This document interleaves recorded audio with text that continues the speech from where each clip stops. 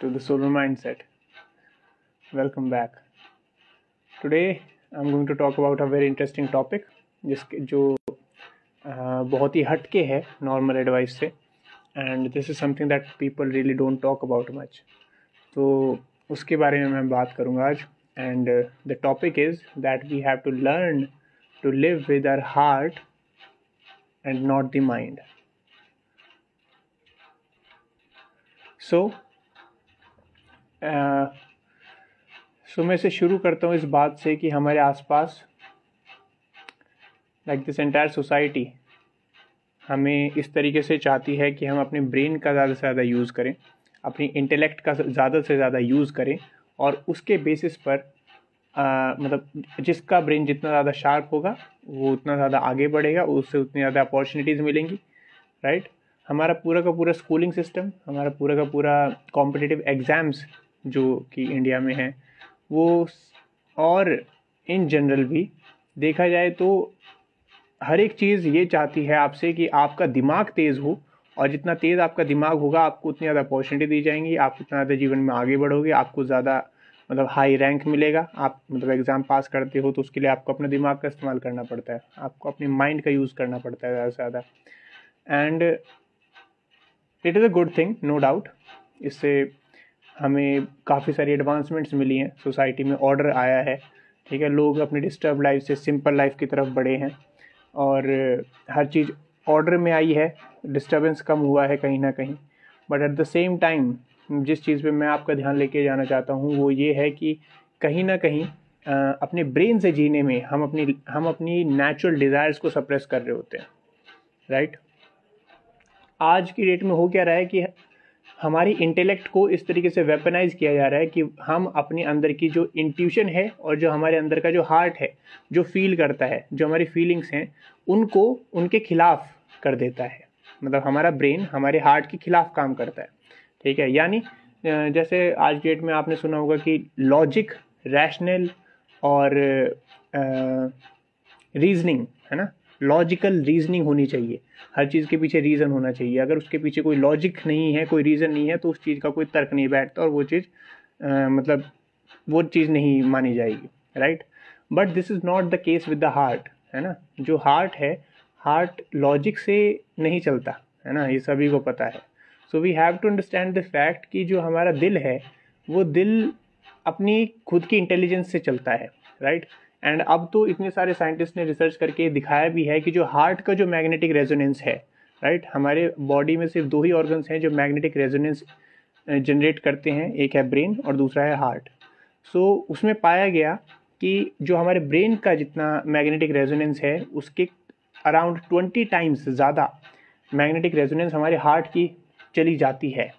यानी कि बिफोर लोग आपकी इंटेलेक्ट देखेंगे या फिर आपकी बॉडी ऑरा के थ्रू आपकी इंटेलेक्ट एक्सप्रेस हो, उससे कहीं ज़्यादा पहले आपके हार्ट का रेंज इतना ज़्यादा ओपन हो सकता है कि जो भी इंसान आपके पेरीमीटर में आएगा वो इंसान ऑटोमेटिकली अपने आप फीलिंग्स में आएगा और अपने आप को लव के जोन में फील कर पाएगा.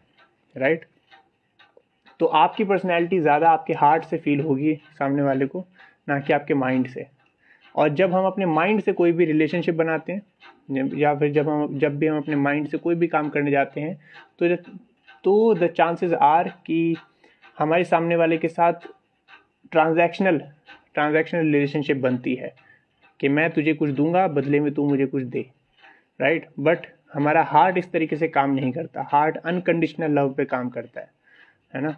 हमारा दिल ये चाहता है कि मैं बस दूं, अगर मैं देना चाहता हूं तो मैं दूंगा, मैं बदले में एक्सपेक्ट नहीं करता.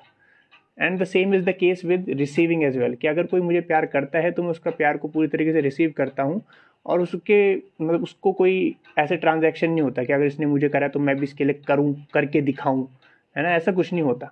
वेयर एज जो माइंड के जो रिलेशनशिप हैं वो ऐसे ही होते हैं, है ना, कि तू मुझे पैसा दे मैं तुझे रोटी बना के दूंगी, या फिर मतलब बहुत ट्रांजैक्शनल हो जाती हैं चीज़ें कि जो तू मेरे लिए करेगा वही मैं तेरे लिए करूँगा या करूँगी. सो ये ट्रांजैक्शनल रिलेशनशिप्स आगे जाके हमें हर्ट करने लगते हैं, क्योंकि अगर देखा जाए तो हमारी लाइफ की जो डीपेस्ट फुलफिलमेंट है वो मटेरियल फुलफिलमेंट से नहीं आती.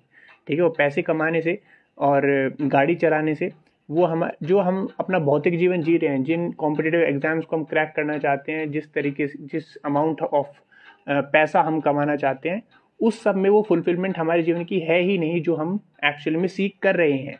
ठीक है, और मतलब द सैड थिंग इज कि हमारी पूरी सोसाइटी को इस तरीके से ब्लाइंड फोल्ड किया गया है कि मतलब बहुत सारे लोग, मतलब almost I would say 60 to 70% लोग अपनी लाइफ का पूरा सोल पर्पज ही ये मानते हैं कि उन्हें सिर्फ पैसा कमाना है और मतलब अपने लिए मेटेरियल फुलफिलमेंट करते हुए जीवन को काट देना है। But and somewhere down in their hearts उन्हें पता है कि उनके दिल में बहुत सारा कड़वाहट है, बहुत सारा दुख है, दर्द है इस बात का कि उन्होंने अपने हार्ट की नहीं सुनी और वो उन्होंने सिर्फ अपने ब्रेन को परस्यू किया, उन्होंने सिर्फ अपने लॉजिक को परस्यू किया। जो लॉजिकली उन्हें अपने सामने दिख रहा था, उन्हें सिर्फ लगा कि सिर्फ वही दो ऑप्शंस हैं और उन दोनों ऑप्शन में ही से किसी में भी उनका दिल नहीं था, बट स्टिल दे लाइक कि कर लेते हैं, अब और कर ही क्या सकते हैं जब इसके अलावा कोई ऑप्शन नहीं है। तो हमारा logic takes you from 1 to 2 to 3, 3 to 4। हमारा लॉजिक इस तरीके से चलता है कि जो हमें सामने दिख रहा है हम सिर्फ उसे ही इमेजिन करेंगे, हम सिर्फ उसी लिमिटेड दायरे में सोच पाएंगे और उस लिमिटेड दायरे में हमारे पास जो पॉसिबल ऑप्शंस होंगे हम सिर्फ उसे ही कंसिडर कर पाते हैं। लॉजिक इस तरीके से लिमिटेड होता है, where as heart is boundless. ठीक है, आपका हार्ट इंट्यूशन के थ्रू आपके साथ कम्युनिकेट करता है, आपकी फीलिंग्स के थ्रू आपसे कम्युनिकेट करता है। एंड अगर आप हार्ट को रियली में समझोगे, जब आप अपने हार्ट को फील कर पाओगे तो आप समझोगे कि हार्ट इज बाउंडलेस। ठीक है, हार्ट आपको वो पॉसिबिलिटी दिखाता है जो आप एक्चुअली में बन सकते हो।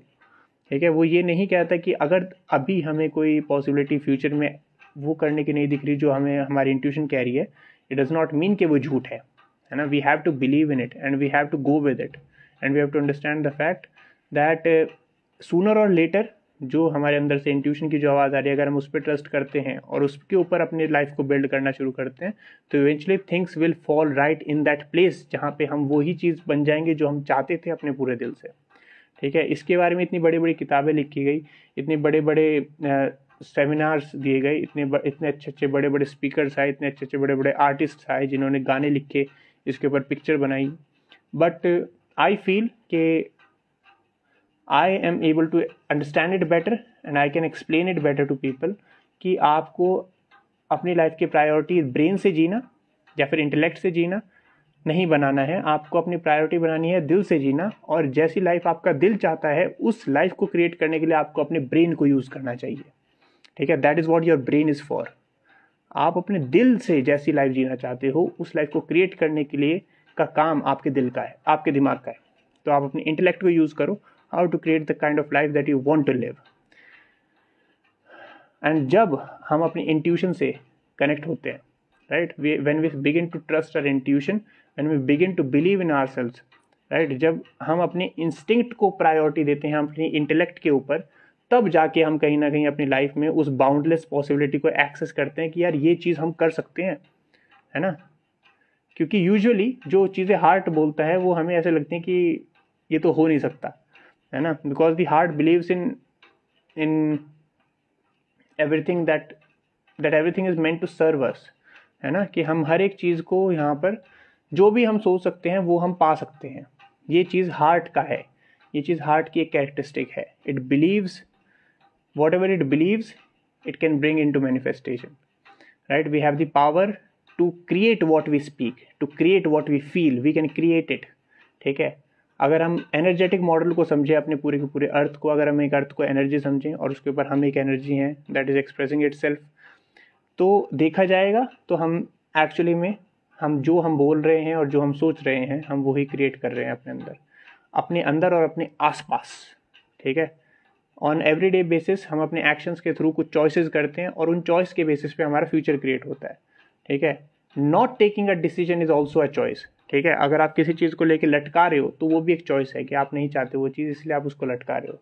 ठीक है, and that is what I want you to understand that when we start living from the heart, when we access our feminine side, ठीक है, the feminine is always rooted in the heart.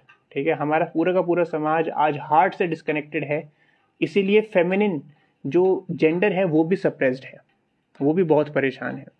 ठीक है, वो भी कहीं ना कहीं दुख में है, दर्द में है, क्योंकि उसे समझा नहीं जाता। ठीक है, उसको अनरीजनेबल बताया जाता है, उसको स्टूपिड बताया जाता है, उसको बेवकूफ़ बताया जाता है, उसको इमोशनल फूल बताया जाता है।